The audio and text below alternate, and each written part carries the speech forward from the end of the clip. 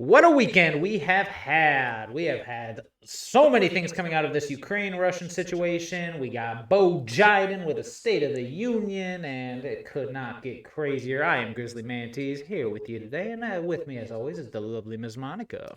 Thank you. Wonderful introduction. So, yeah, we've got actually quite a few articles today, and that lovely SNL skit to discuss. So that should be fun. Oh, yes. Oh, yes. You gotta love it when they just... Oh, boy. You just gotta love it when they're eating that crow, huh? Only 2 years too late, but who cares about the livelihood of children? Anywho, let's not get too down in the dumps. We are broadcasting to you live from the Lord's long-lost mitten, Michigan. Gladwin in particular. I don't know if that needs to be there or not, but I'm gonna say it because I love it. Let's hop over to our first article. A lot of things, a lot of misinformation coming out of Ukraine on all sides. Like, if you have ever wondered to yourself, gee whiz, I wonder what it was like to live in a world of propaganda and nonsense coming from every direction. I mean, surely anyone could spot it a mile away.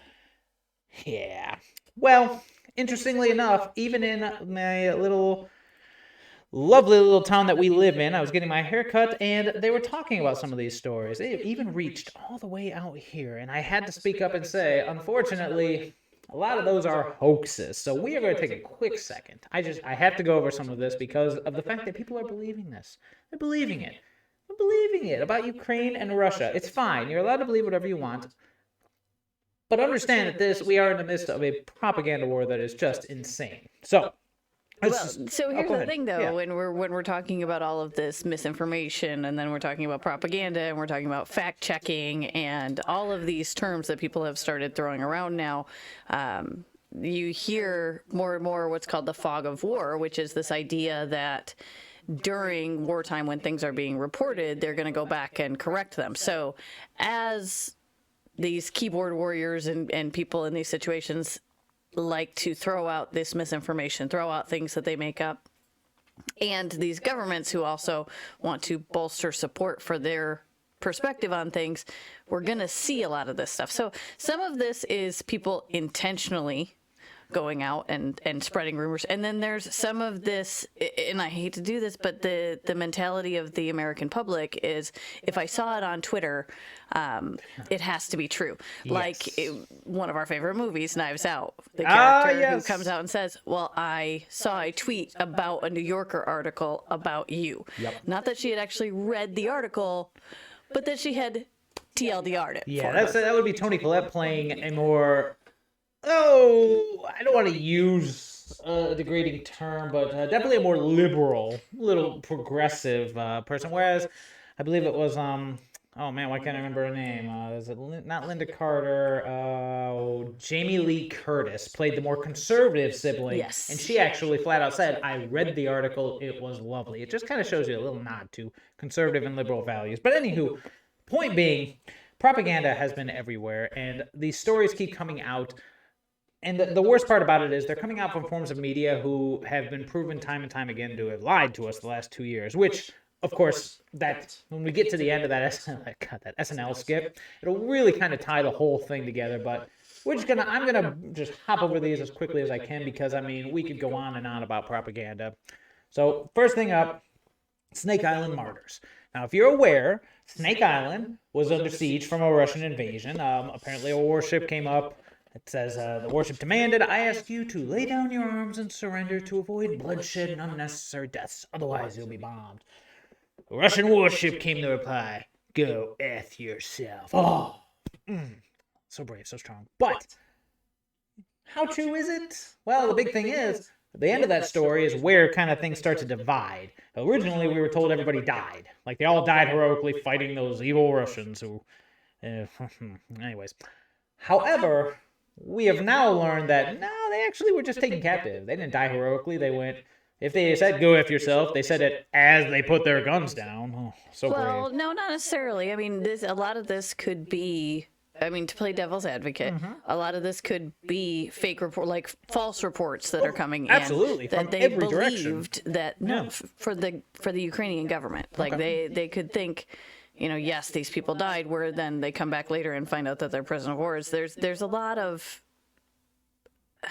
small miscommunications that could have led to the seizing of the moment to turn these guys into heroes, which even if they were captured, even if they didn't die fighting the Russians, for them to stand up to their country and say, go F yourself, that is a hero move. If it happened, sure, we can acknowledge that it could very well have been a hero move. It could have been all Could propaganda. However, as the article here points out, the country's president, Zelensky, came out and said they died heroically. He promised to recognize them with the Hero of Ukraine and probably a medal that goes along with it, just like the end of Star Wars. However, then we found out they were taken captive and were very well still alive. So I get what you're saying. That's why I'm saying pretty much don't believe anything. Yeah, but I mean, the fact that he came out and said that he was going to, recognize each of them individually speaks to the fact that his report, to him, they were gone. That's not necessarily true. From the other side of the coin, it could very well be, in order to maintain a war, and especially in hopes of winning a war, you need public support. And what better way to get public support than to talk about martyrs?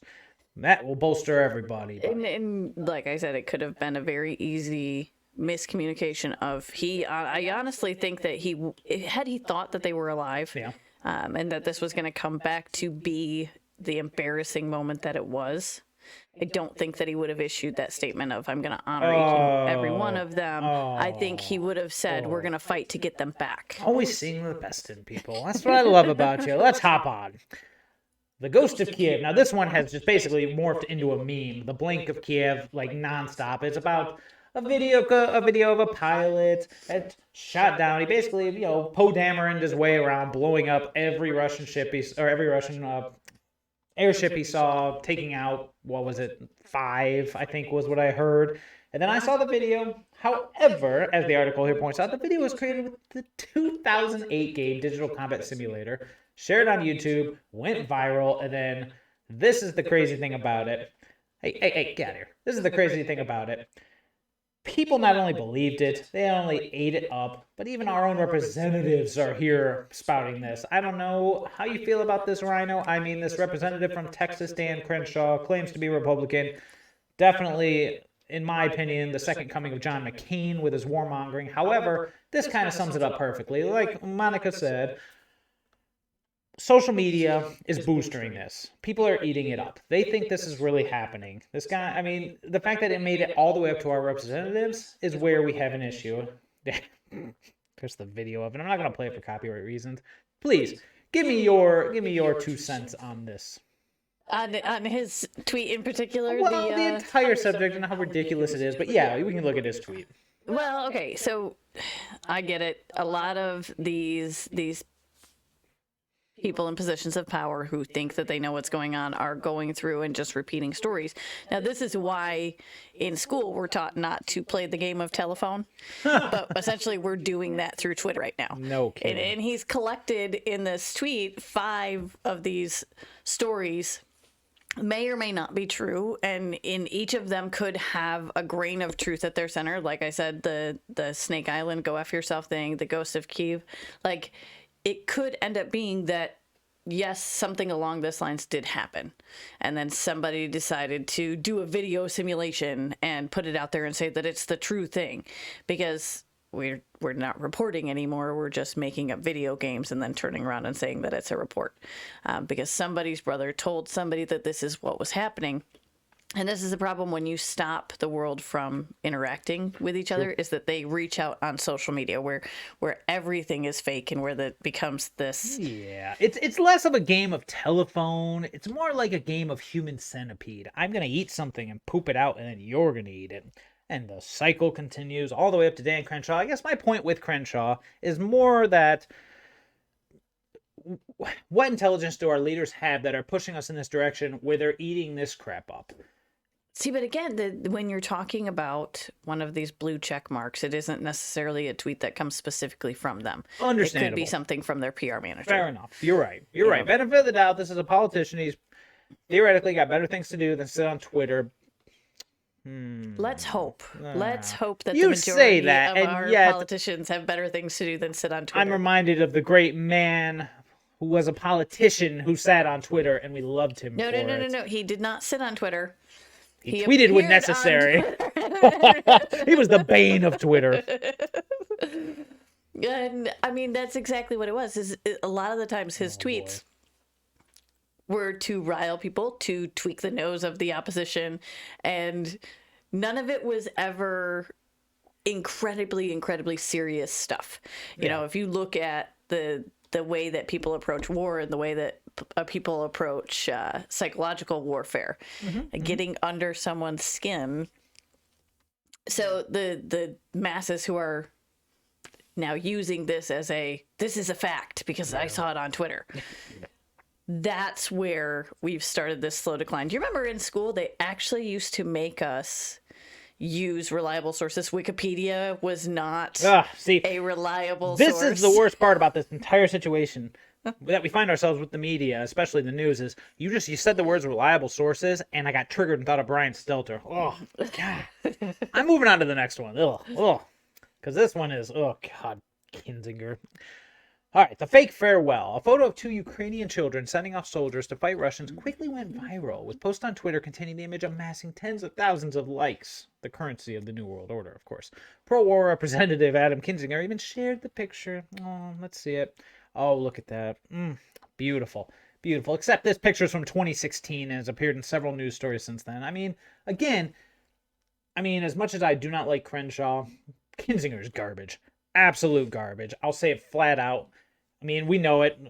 Even the Republicans, even the rhinos, even the neocons, they know this guy is garbage. I think, as I recall, they redistricted him right out of rerunning. I could be wrong about that. Feel free to fact check me, but God, this guy needs to just go.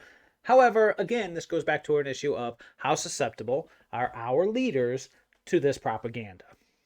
Well, and again, this could be not necessarily Adam Kinzinger. Maybe one of his aides or someone who has access to his Twitter account, just simply Googling pictures of war in Ukraine. Now, rally support. Exactly. Yeah. It is heart-wrenching that this photo was used in reference to a current war when it's obviously a decade back. But it just goes to the fact that we are hiring people and putting them into positions where they don't know their job role. Like, I get someone who runs a Twitter account is supposed to keep posting things, and there's a lot of pressure on them to post things. Are you honestly suggesting that we no longer vet candidates, that we base hiring practices off of a series of check marks on a list? Because no, I will remind you, Zelensky is president. Prior to that, he was an actor. He ran a campaign as a joke and won. Kind of like the Robin Williams movie Man of the Year. So, just saying, if we're going to go down that road, we might want to look at him, but go on. Well, and we're discussing lower positions. You know, I'm not saying that we shouldn't vet our people from above, but we also need to look at the people below. True. Like when someone's having access to your platform. Mm-hmm. When someone has access to how you look to the world, again, is this Adam Kinzinger actually posting this stupidity, or is it a staffer or someone below him who has access to his Twitter account? That's why a lot of these, I'm checkmarked. I don't think that it's really them. I think that it's a more uneducated public sending out a message from their platform saying, hey, look at what he has to say about this. And heaven forbid, we've turned into a society where likes and hearts and retweets are more relevant than the content that is actually provided. Fair point. I will end on this note. I do believe this is Kinzinger because he is that stupid. Moving on. Well, I don't know much about him, so. Yes. I admire that. Anyways, moving on. So, this one is a great one, too. An airsoft gun. Let me find the picture. Okay, here you go. Let me introduce you to Miss Ukraine. Ukraine has 36,000 women serving the military, the most women of any military. Oh, women power, bro. Women power. And picture now. Oh, whoops. Now let's go back up so we can see what it says. So, there's the lead into it. So, the story of former Miss Grand Ukraine Anastasia Lena joining Ukraine's military to fight against Russia also turned out to be false, despite amassing thousands of likes and shares across social media platforms. while the photo of her is from one of her more recent Instagram posts where she did express support for Ukraine against Russian forces, the gun is actually an airsoft rifle. This is insane. Like, it even makes note that conservative outlets, I like that it puts conservative in quotes, that Breitbart peddled this propaganda. And of course, she had to clarify the lack of military status, writing, I'm not a military, just a human. But the very fact that I have seen multiple pictures like this.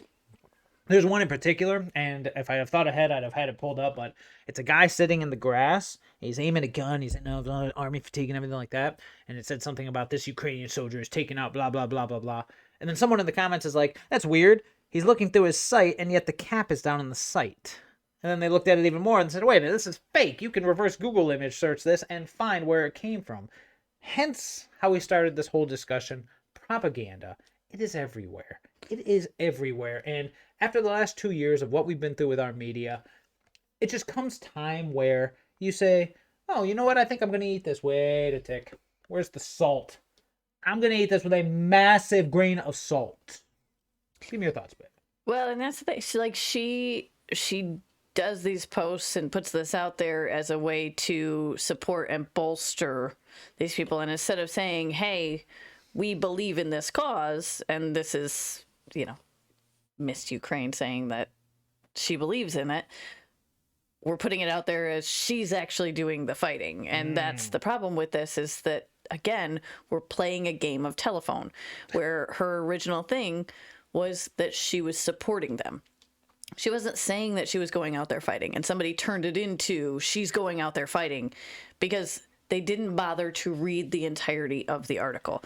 You and I have had this discussion because TLDR has become the downfall of our society. Just for those who may not be aware of the acronym, TLDR is too long, didn't read. At the end of usually user-based articles, they'll put that with a very brief summary so that those who do not wish to read the entire thing do not have to. Proceed. Yes, which is where we're falling into issues. I mean, we all grew up reading Cliff's Notes. We all grew up reading Wikipedia, and having the critical skills to look at something and go, okay, yes, that sounds reasonable, or no, that does not sound reasonable.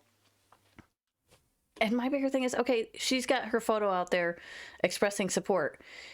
If she's able to post this, if she's able to go out and do a photo shoot with an airsoft gun, why are we not able to get real pictures of what's going on?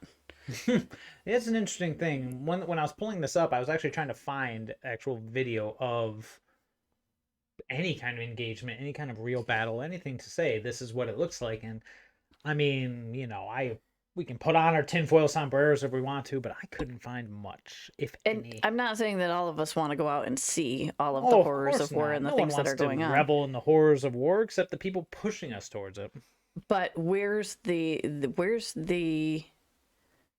satellite images? Where's the intelligence? Yes, where's the intelligence? And if we're not seeing it because they're in the middle of a war, okay, we're not in that war. So why is the U.S. not covering what both sides are doing? I get that we have skin in the game, but we don't have troops over there. So if we don't have troops over there, if we're not deployed over there, then what is the point in keeping the military operations a secret if it's not our military operations? That I agree with. A lot of tinfoil on this stuff. Moving on. Oh, my God. Oh, this is the one I was telling you about. So, okay. Clips of Ukrainian soldiers kissing their loved ones goodbye as they supposedly left to fight Russia also quickly went viral, except the footage, which has already garnered thousands of likes, comes from a 2017 film, The War of... This is ridiculous. Let's see if they show us the entire thing. So, here's the original tweets. Damn war, here's the capital of Ukraine. Oh, anxiety, farewell, yada, yada, yada. Oh, they didn't show it. Well, let's see here. Let's see if I can find it real quick. Nope, that's just the Twitter article. So, yeah, the original article that I pulled up actually had the movie itself. But yes, again, like she said, people just showing things that they think looks good and saying, oh, we support it, and then others taking it as fact. Well, this one actually, because it is a clip from a film, it reminds me almost more of like a 4chan hoax. You know, somebody put it out there thinking, well, I'm going to get my stupid cousin or brother-in-law or sister or whatever to send. Yep. I'm going to get them to think that this is real. And then people repost, not looking at it, not thinking about it. I mean, why would you think that this was real if the source that you have for it? Well, it's an interesting thing. It's a generational difference. You and I, we were very young when when the wall fell, the Cold War ended, and Russia dissolved. The USSR dissolved into Russia, and balkanization, all that stuff happened. You and I were very young at that point. The generations after us, the generations that have been sucked in by this crap, they were never exposed to it. They never understood any level of either propaganda or nonsense that was pushed their way. They don't know what a true time of war is like. Like the videos we see of, follow, join the march of war, and the propaganda goes on. They've never been exposed to it. So when something like this drops in their lap, all they can do is signal the virtues. That is the true currency that's been out now, is how much virtue can you signal? Oh, I don't even look at this clip. Oh, it's so stunning, so brave. Send it out. You didn't even bother checking to see if that was actually a clip. You just had to show everyone how into it you really were. Well, and that, I mean, you're right. It's across the board. These people want to keep posting things to stay relevant. Keep it going. And it's because people feel the need to post on Twitter every day and feel the need to post on Facebook every day. And I'm just getting so sick of it. It is. And you know what? We're probably just going to we'll just hop right back there, or hop right past the rest of these, because as you can see, like, honestly, the takeaway or TLDR of this whole thing is propaganda's everywhere, and they're going to continue bringing it out. Don't do it. Don't TLDR. Well, the good news is I put the TLDR at the end, but they couldn't scroll to find it. It's different when you TLDR verbally. Yeah, that's true. But this one, the final one I'm going to highlight. There are more, and you feel free to. Oh no, this is the final one. I thought there were 10. Oh, whatever. The final one, talking about what you were saying, is anonymous imposters. Now, anonymous. The media loves to refer to anonymous as a solid group with a goal, something of that nature. They're not. They're most of the time they're called anonymous because that's exactly what they are. They are hackers that just do whatever they feel like doing. And then when someone goes, "Oh, who was it? It was anonymous." Oh, anonymous. The fiends. Anonymous usually stems from, like she said, 4chan, and it's usually 90% of the time a troll. The unfortunate thing is the other side, whomever in your mind it is, eats it up and spreads it without any second thought, the most notorious of which is the OK hand symbol. Okay, it's been around for a while. 4chan had this fantastic idea years ago. Let's see how far we can take this nonsense. Let's tell people that this actually means something related to white power. And I'd show you, but you know what? You can look it up yourself. We don't need any of that nonsense. Yeah. The point is, it was a troll. And it was a troll that went to the tippy top because TDS, Trump derangement syndrome, people who just, for whatever reason, they've gotten so triggered by anything conservative, anything related to Trump, anything that goes against their worldview, they have just lost their minds. So anything that can be attributed to that faction, they can immediately write it off as the work of the enemy. And that is one of the big things that's polarizing this country and dividing us all. And the media is more than happy to just shovel it into the fire and burn it higher. Well, I mean, it has more to do with the way that people view the world, I think, than it does TDS. Like, I know that TDS during the presidency and during the... You make it sound like it ended. For some people, he is a very triggering individual. And, okay, they can't handle it. That's fine. They don't have to vote for him. They don't have to like him. They don't have to... But it goes further than that. These people who have an issue with someone like Trump have a bigger issue because a lot of the times they can't learn to take a joke. Now, heaven help her, we have a relative who is very, very triggered by anything conservative. Oh, multiple relatives. Yeah, that's true. We have two. There are relatives that exist Everybody has them. Everybody has siblings. Everybody has aunts, uncles, cousins, neighbors, people who behave in a certain way. But think back to the way that they were growing up. You know, when they were children and before they were adults and they started making their own decisions and going out into the world and actually making change. Their big thing was run to mommy. And once you get out into the world and you are an adult, and then you realize that, guess what? There is no overarching mommy for the rest of the world. So there's nobody there, and they curl up in their little corner and they want their safe space and they need their comfort item. And I think that they are just very ill prepared for the idea that the world is going to insult you and your feelings aren't necessarily something that needs to be protected. They need to be felt, they need to be gone through, and you need to realize that the world moves on. Yes. One of the biggest lessons anyone can learn is to stop caring what other people think, but it's impossible for some. It really is. You know what? I think I'm good with this one. Do you have anything else? I think I've done a good job of covering. Let's move on to the next article. This is just a big thing right now. There's so much going on in the world, and they're trying so hard to push our attention span to something going on over there instead of what's going on right here. This is what is important. And the last thing that I will say, because we are going to move on to a new subject, the last thing I will say in relation to Ukraine and Russia, if 10,000 Russians entering Ukraine is a crisis, 2 million illegal aliens entering this country at the southern border should be a bigger deal. There you go. All right. So, speaking of old Bo Biden, we get the State of the Union tonight, and the next article from our good friends at the Gateway Pundit. The U.S. trade deficit hit a record all-time high in January. Inflation expected to be worse than expected. Hey, do you remember when they said inflation wasn't happening? I do. It's a normal thing. Guys, that. it's good for you. It's great. It's happening. It's not happening. Oh, maybe it is happening. It's normal progression. And then you remember when they put the spin on it of, well, it hasn't happened for so long that it needed to happen? Oh, yes. It's good for you. It's a good thing. That's a good thing. They just kept saying it over and over and over. The U.S. trade deficit in goods widened sharply to a record high in January amid an increase in imports as businesses continue to replenish depleted inventory. The pace of inventory accumulation reported by the Commerce Department on Monday was, however, slower than in recent months. Slower. That, together with the surge in the goods trade deficit, prompted economists at Goldman Sachs to lower their gross domestic product growth estimate for the first quarter by 0.5 percentage points to a 1.5%. The economy grew at a 7% pace in the fourth quarter, with inventories contributing to a whopping 4.9 percentage points. Quote, we remain on track for another strong gain in real business in the first quarter, although inventories may end up blah, blah, blah, blah, blah, blah, blah.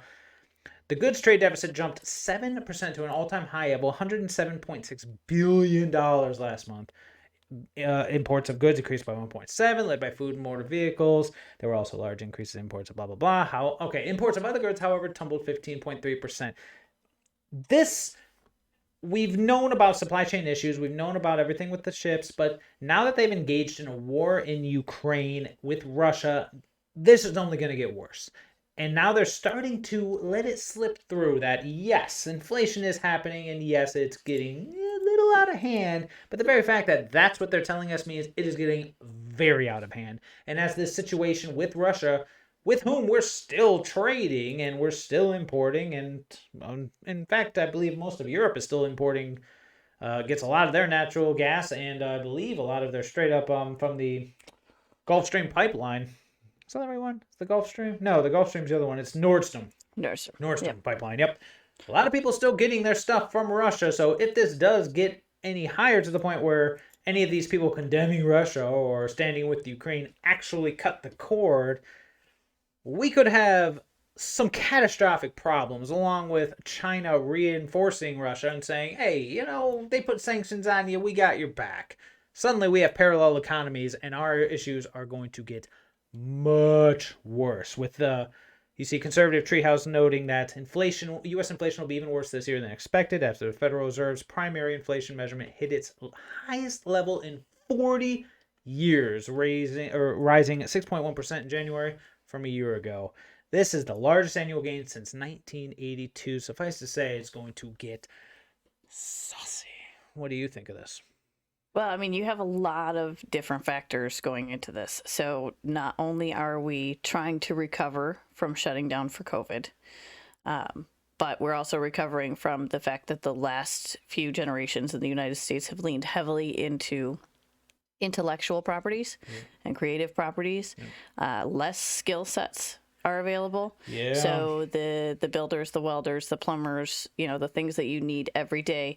And I mean, specifically speaking to our Michigan people out there, the auto industry that used to fuel the economy in and around our state has disappeared.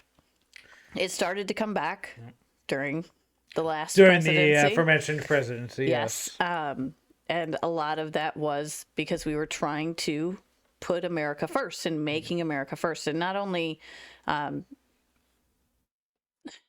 bringing our country forward, but also making it more self-sustainable. And the issue with a lot of the times when you have a country or a superpower or someone who's building that power is that they turn towards more to intellectual property and forget their baseness.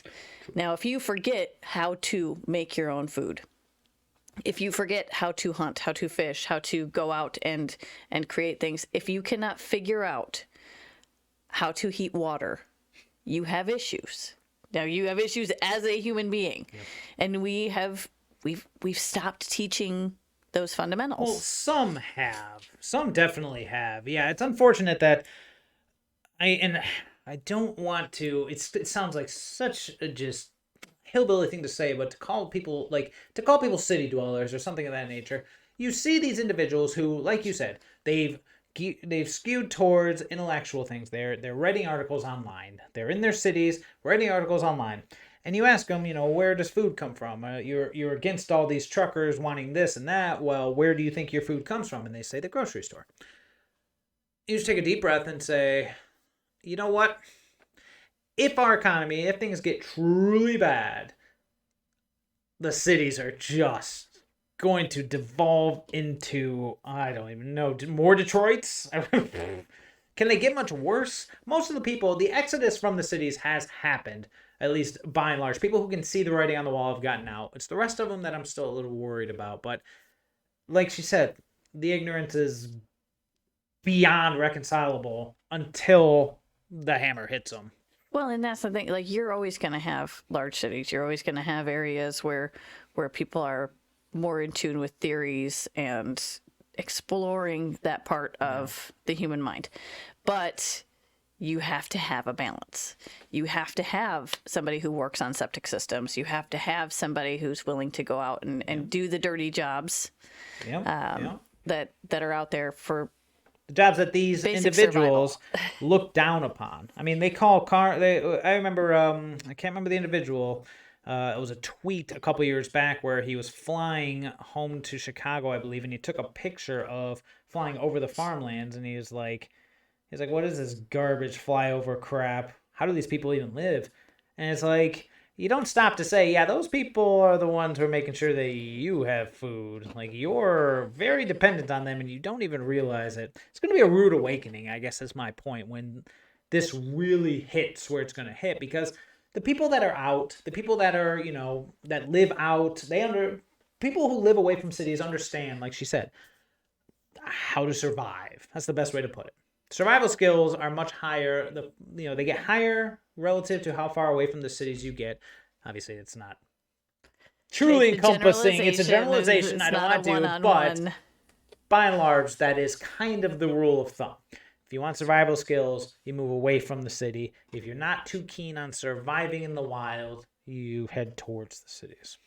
And at this point, with this finally making front page news, even though it's been going on for a while now, because 2 years ago, we had energy independence. We were the biggest exporter, biggest producer of energy. Day one, Mr. Bo Biden shut that down. He killed our pipeline. He killed fracking. He killed everything. He made us dependent on Russia and China to a lesser extent for our fuel, for everything. Until we get that energy independence back, it's just going to get worse and worse. And the worst thing is, I saw something from Jen Psaki that said, they said, well, with this going on in Russia, would you be willing to increase American production? Is the president willing to do that? And her response was something along the lines of, well, we are willing to increase certain aspects like electric vehicles. However, they had no interest in actually bringing back any of our production or fracking.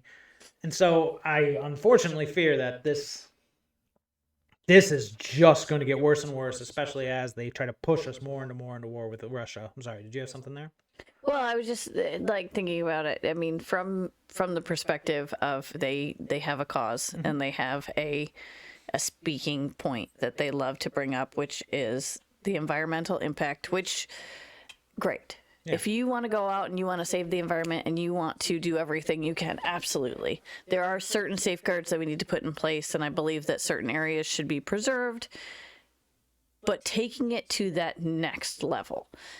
And like you've said many times, it's a lot of posturing. It has no real impact. If you look at the amount of places who put in recycling and did not educate the public on how recycling actually works. I mean, there's got to be reduce. That's all I remember. Exactly. Reduce, reuse, recycle, which was this great learning point in school, and we all did it, and we took in cans, and then we created them and turned them into something different that we could use. Oh yeah. That's a wonderful theory. But when you put it into a grand scheme of everybody in their household has to take these items and put them into the recycling bin, well, how often does somebody put something that doesn't belong in recycling in there, and then the whole batch needs to get thrown out? Oh, no, it's worse than that. Have you ever seen, and it's mostly in cities, but they've got the bin with the recycling and the garbage in two separate slots, and then you open it and it's one giant garbage? Yes. I mean, it's virtue signaling. That's all it is, and it is important, and renewable technology is where we need to be, but if renewable technology was really our top priority, nuclear power would be a top priority. It isn't. It isn't. Unfortunately, as long as they can keep us dependent on this crap, then they can control us. Well, and I mean, they'll come out and say, well, recycling in cities isn't really going to fix the problem. Well, isn't not recycling what caused the problem? So wouldn't you think that using less of those products or reusing those products would at least take a step back and slow things down enough for us to figure out another solution? Well, the biggest problem actually comes from the fact that the problem isn't supposed to be solved. If you truly solve the problem, then how many people would be out of a job? How many people would no longer get grants? It's like if you get a budget and you have to use it. And it's like, if I don't use the whole budget, they'll give me less, even though I've done everything I was supposed to do. You know what? I'm going to go ahead and just say I'm doing more and say I'm doing this and allocate this here and that here so that I get that full budget. It's the same thing. I mean, if you really did solve, let's say, just for example, let's say you and I invented a teleporter, it goes from A to B. You can teleport anything, even people. Do you think they'd let that out? Or do you think that they would immediately nix that and say, thank you, your government appreciates your abundant skills and technology, but we cannot allow this to be released. The devastation it would bring to the economy would blah, blah, blah, blah, blah. Well, that's exactly what they've done. I mean, they've had competitions in our state for many years about the electric cars. Yeah. I mean, we're going back a couple of decades. You remember in school, we all took auto class. We all went to these. You did, not me. Well, no, I was not allowed to. Remember, my dad said, nope, anything you need to learn about a car, you can learn from me. Fair enough. Again, the difference between letting your kids just go out and get an education and teaching them your own skills. Yep. But they take these patents, and then these automakers will buy up the patent from someone. Now, this kid who has created it, this student, who came up with this great electric vehicle or a design for an engine that has less emissions, wonderful. They've made a bunch of money. That's all they needed. That's what they were doing it for. Yep. The auto industry then shuts that down because you can't have competing designs. Yeah. They squash that because it's cheaper for them to buy that and put it in a filing cabinet in the back and say we've got copyright on it than it is for them to try to mass produce something that will have a better environmental impact. Yeah, planned obsolescence plays a part too. Because I mean, it's that story of that light bulb in a fire station in California or something that has been lit for a century or something. Like, they could invent these things that could actually do the goals that they swear they're working towards, but they don't. Well, no, because if you create something that lasts that long, the everlasting gobstopper, you have put yourself out of business. Exactly. It's the everlasting gobstopper. That's what it all comes back to. And then if you create that thing and you make it affordable, then you really have just flatlined your business. You've killed yourself. You're dead in the water. Yes. Well, I am good with Mr. Bo Jiden. We will maybe watch the State of the Union tonight. That's another. We will definitely. Well, I will definitely watch it. You will watch it. I will do anything other than. Then I will watch Shapiro. Discuss it. All right. So, moving on to the next article. This one. Oh boy. This one comes a little local, although it is from our friends over at the Gateway Pundit. And this one is a little dark, so you've been warned. High school assistant principal in Michigan is able to return to work while awaiting trial for first-degree child sex assault. Now, mini rant here. The judicial system in this country is falling apart. Unfortunately, activism has taken hold, and everyone's aware of this. There's an inherent bias based on certain aspects, whether political or natural, that they latch onto and claim, oh, this is why this is happening. I don't know if that's the case in this situation. However, I can say that certain individuals are getting passes, and the revolving door of the judicial system for these individuals is getting worse and worse, and it is affecting all of us. If you've kept up with the national news and you've seen how the judicial system is favoring one side versus punishing another, you know what I mean. Let's delve a little bit more into this one. I just had to go on a little bitty rant there. So it says an assistant principal at Ecorse High School in Michigan could be allowed to return to work after he was arrested and charged earlier this week for criminal sexual conduct charges involving a child. Insane. He was taken into custody at the school Monday morning after the Detroit Police Department had been notified of an alleged assault that happened around 8 years ago and involved his then 10-year-old daughter. Cool, this is sick. So, here's the part where that all comes back into play, what I was just talking about. Thanks to a judge's decision to grant low bail and place him on house arrest, Conway is permitted to go back to work while he awaits trial. In other words, he is free to resume his role around children despite his criminal child sex charges. That is insane. DAs across this country have been doing this kind of crap where they say, oh, well, we'll just do a low bail and it's okay. Case in point, the shooter in Texas. He was, for whatever reason, the chief of police claims it was, how do I put it lightly? It was a nefarious activity that caused the scuffle. His family claimed he was being bullied, so we won't go with the reasoning. However, he did leave school, went home, got a gun, went back, shot multiple individuals, including a teacher. He was arrested, and then he was released the next day on minimal bail. In fact, he had a Twitter party with his family celebrating. That's not justice. That is not justice. When these judges feel the need to grant low bail and place people on house arrest, allowing them to go back to work despite the severest of charges, it hits close. And when it's in Detroit, it hits especially close because it's in the mitten. Please, give me something. Give me something from your side. Okay, so number one, I don't think equating it to the Texas thing is even remotely something that needs to happen. That was more the judicial behavior versus the individual. But reading this article where it talks about the judge's decision to grant low bail and when the charges were brought versus when he was actually arrested, and having gone through something similar with someone we know, it's innocent until proven guilty. And I'm not saying that the judge was right in the amount of bail that was set. I don't know anything about the case. In this article, it even doesn't tell us any specifics about the case. And well, I mean, there's a reason for that. We're not supposed to until it goes to trial and things come out. But the school district has a bigger role to play here.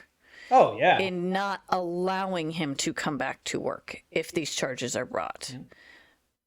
But again, devil's advocate, what if this is entirely a made-up story?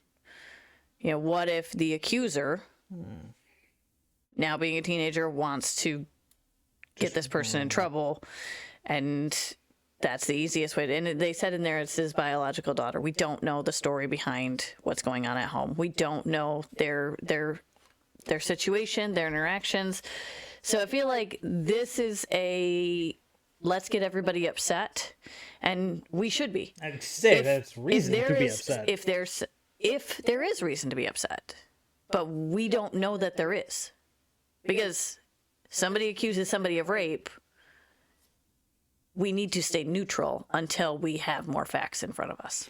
The fact that it took them, and you read in here, it took them a full year from the point where the accusations were made until his official arrest. Yep, it looks like the warrant was submitted back in September 2021, but he was not officially charged until February 1st of this year. That speaks a lot more to the fact that there's not a lot of evidence to back this claim. Well, it said so he was charged February 1st, and it took a full month longer for law enforcement to bring him into custody, which was yesterday. Yeah, so I get what you're saying. As sickening as this subject is, and when there's a reason to go after someone, when there's a reason to arrest them, it's not always in our best interest to automatically assume that the accuser is in the right. I understand, and you are right. I'm not going to disagree with you. What I'm going to say is, I feel like you are looking at our judicial system through rose-tinted goggles, and that's okay. That's okay. It has gotten pretty ugly. It has gotten pretty ugly the last couple of years with some of the things these judges have been doing, and these DAs in particular in certain areas I've been doing and getting away with. That makes me very, very worried. But you're right. You're right. And that's the worst part about it. That it really is. You are right, and we should, innocent until proven guilty, we should reserve all of our, keep our pitchforks, keep our torches, keep them away until we find out everything. The problem is, it's a double standard. We're expected to follow the rules.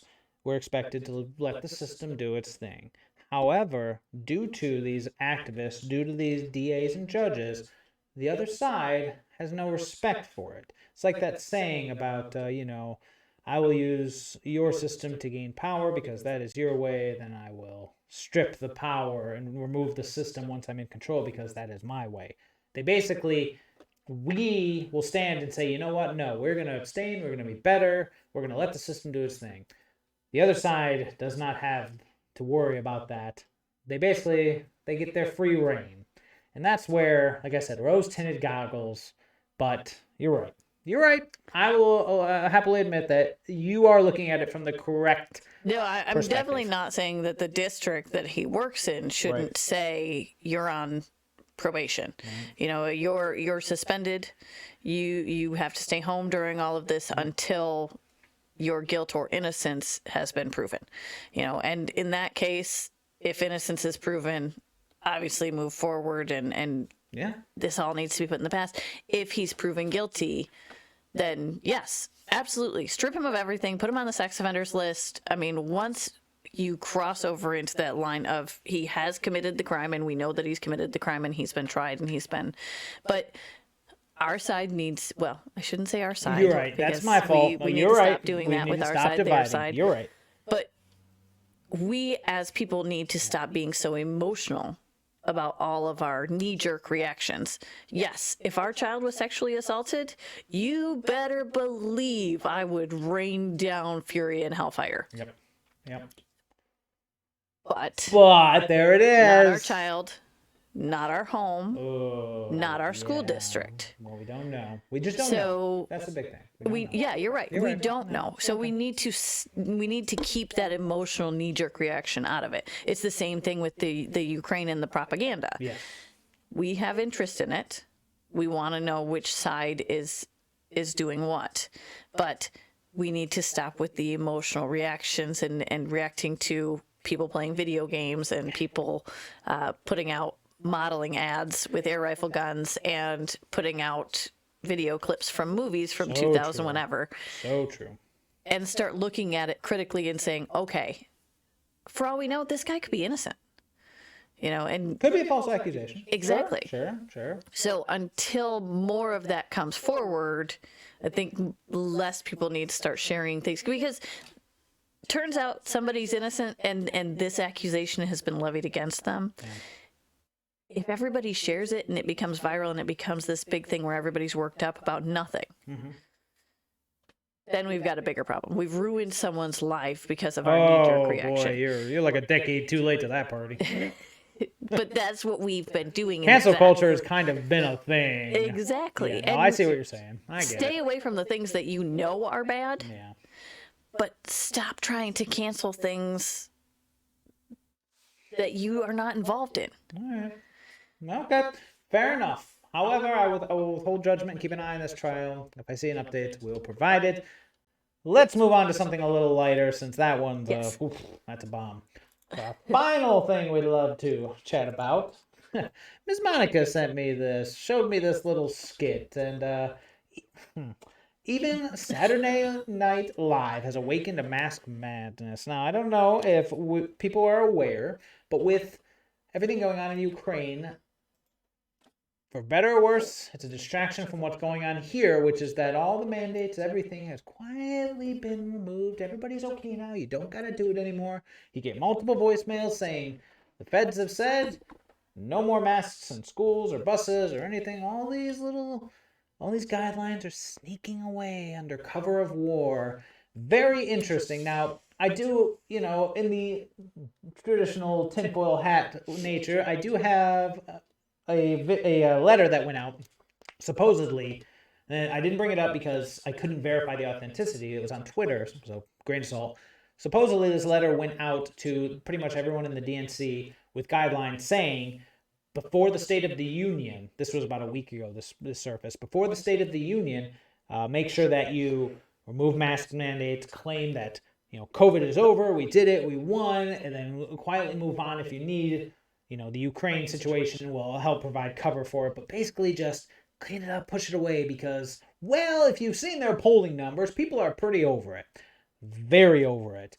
To the point where Mr. Bo Biden has the worst approval ever, rightfully so. Worst approval ever, yada, yada, yada, god awful. So they're trying to claim victory on COVID, and now they've even got Saturday Night Live, which, you know what? It's a cliche, but I'll say it. It hasn't been funny since Eddie Murphy was on there. Well, and actually, when watching this skit, I realized that the only person that I even recognize is Kenan Thompson? Kenan, thank you. Thompson, I was like, Kenan and Kel is the only thing I could think of, and I'm like, is that his real name or not? To be fair, he's really funny. Yes. He's the only thing keeping this pathetic show alive. I've even read interviews where they said, like, he's so funny and creative with his improv that some skits literally just end with, let Kenan take it home, and then he just does whatever he wants. And the guy is funny. No one's ripping on him. However, SNL, by and large, is liberal propaganda. Yeah. No one's going to argue with that. I didn't know any of these people. I knew Kate McKinnon. She's the blonde, just from that god-awful Ghostbusters 2016. That's how I knew her. But yeah, none of the rest of them. We knew Kenan. But the entire premise of it was not only were they all essentially celebrating the fact that all mandates and everything went away, but they were also tiptoeing comedically around how certain other individuals may have been more right than previously given credit. And this is what they're saying after essentially destroying the lives of all those people. And I'm not going to lie, when I watched this skit, it was a slap in the face. It was their way of saying, yeah, we know, we destroyed lives, we destroyed businesses, we've harassed children, but it's over now. Look, we're good now, guys. Well, I mean, we both grew up with siblings, and yes. When you grow up in households with multiple people, you have a lot of different personalities. And didn't this strike you as that moment where you had a big blowout with your brother or sister? Because, okay, so I have an older sister. I stole her top. She thinks that I stole it and I wore it and I ruined it and blah, blah, blah. And it turns out that it wasn't me. And I'm like, no, it wasn't. The whole time I said it wasn't. Mm. And she still attacks me over it and holds it against me for like a week. And then she finds her top at the edge of her bed or something. Yeah. And this is her way of going, isn't it funny? Like, I totally did that to myself. And you're like, That's not a real apology. I was going to say, yeah, that's not an apology. I think it sums up perfectly right here. There's a line in this article. The science hasn't changed. The politics have. And, this goes back to Ukraine. I was going to say earlier, Vladimir Putin should get the Nobel Peace Prize. Hold on. Let me finish. The man has successfully destroyed COVID in 48 hours. Is anyone talking about it anymore? No? No one? No one? No one? Really? Again, it's such a big deal. Because we've all turned our overly emotional knee-jerk reaction to something else. This is the piece of candy moment in the United States. I get it. COVID has been hell on everybody. They made it hell. Well, people died. Yes, people die every year. People die from a lot of different things all the especially time. When they're frail and over the age of 80. Yes, it happens. A little part of everyone going into this where we were not sure what this was coming at us. Yeah, hindsight is 20/20. It does scare you. When you go into a situation where we were raised on these, outbreak. Yeah. I always say wrong. 12 monkeys?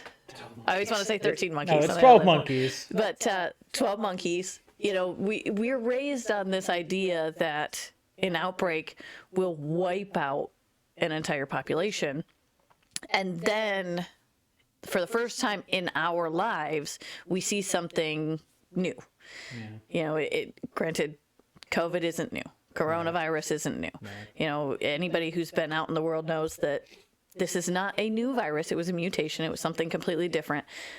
But you didn't know anybody who had ever had it. True. You didn't know how you were personally going to react to it. And the doctors couldn't tell us anything. And the little bit of information we had was leading us in all kinds of different directions, and everybody picked a side. Okay.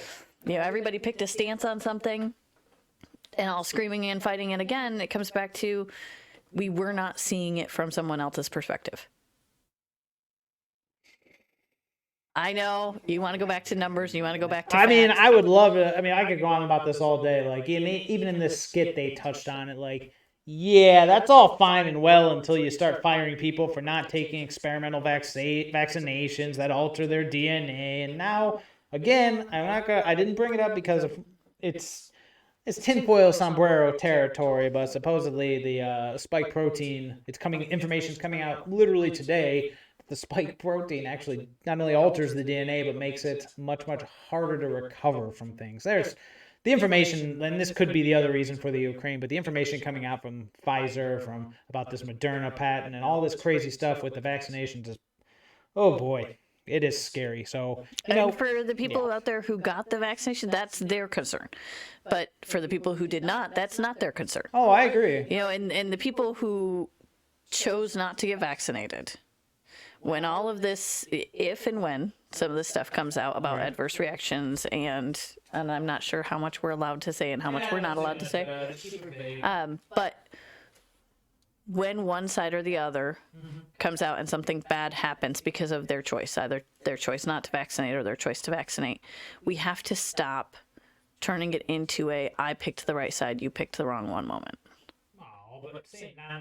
Yes. And it's great when you're a kid and you're in the car and you get away with something and tell your brother and sister to F off. But when we're adults and we're working in the world together, we need to kind of take a step back and just say, and feel a little bit of empathy. And the world has completely just devoid of empathy at this point, and nobody can understand someone else's perspective. Ever the optimist. I know. Ever the optimist. Well, I think that was a good wrap. I think that was a good first show. So, again, I'm Grizzly Mantes. Had a fun time doing this. You know what? Let's do it again tomorrow. Hey. Oh. I think our little puppy is ready for some attention. Daisy, so yes, Daisy Miss needs Daisy some attention. Miss Monica, anything to end on? Nope. I guess just keep your eyes peeled. Send us anything if you see articles that you would like to see us review. Again, if you see our channel, go ahead and smash that like button. Oh, yes, that's true. You could go like and subscribe and share and yada, yada, yada. We've heard the spiel. We've watched YouTube. We know. Oh, good puppy. That is all for us. We'll see everybody later.